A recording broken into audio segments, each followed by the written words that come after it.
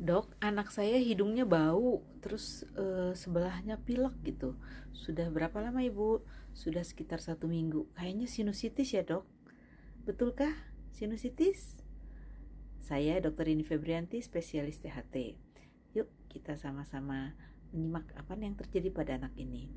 Jadi pada anak-anak umumnya di bawah usia 5 tahun, kalau hidungnya bau sebelah ataupun pilek tapi hanya satu sisi, ataupun juga misalnya ada berdarah satu sisi sedikit-sedikit, yang pertama kali harus kita pikirkan kemungkinannya adalah adanya benda asing di dalam hidungnya tersebut.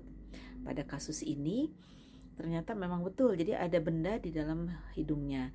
Jadi anak-anak ini adalah manusia kecil yang senang bereksperimen dengan tubuhnya. Mereka sering mengeksplorasi lubang hidung, kadang-kadang juga liang telinga. Jadi mereka senang memasukkan benda-benda asing ke dalam lubang hidung ataupun telinga.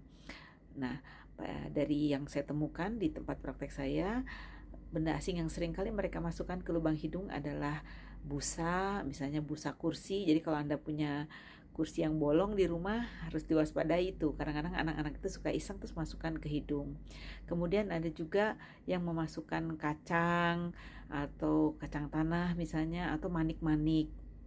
Nah, kemudian bisa juga mereka kadang memasukkan seperti batu ya. Jadi saya pernah punya satu kasus, itu seorang anak usianya waktu itu 7 tahun, dibawa oleh orang tuanya dengan keluhan hidungnya bau, sampai temannya tuh nggak mau bermain dengan anak tersebut. Tuh sudah berlangsung kira-kira sekitar 3 tahun, dan dia sudah pernah berobat juga ke dokter.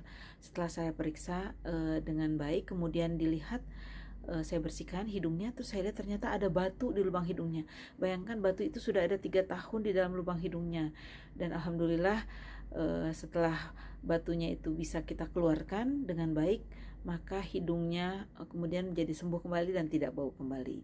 Jadi kalau Anda punya anak ataupun kerabat yang hidungnya bau tapi hanya satu sisi, apalagi biasanya anak-anak kecil, jangan langsung berpikir itu adalah sinusitis, tapi kemungkinan besar itu adalah benda asing. Segera bawa ke dokter. Kalau misalnya dokter umum tidak bisa menanganinya, mungkin baiknya Anda berkonsultasi dengan dokter spesialis THT. Demikian penjelasan saya, semoga podcast saya ini berguna. Ikuti akun saya untuk mendapatkan materi-materi berikutnya, pengetahuan yang berguna untuk kesehatan telinga, hidung, dan tenggorokan. Wassalam.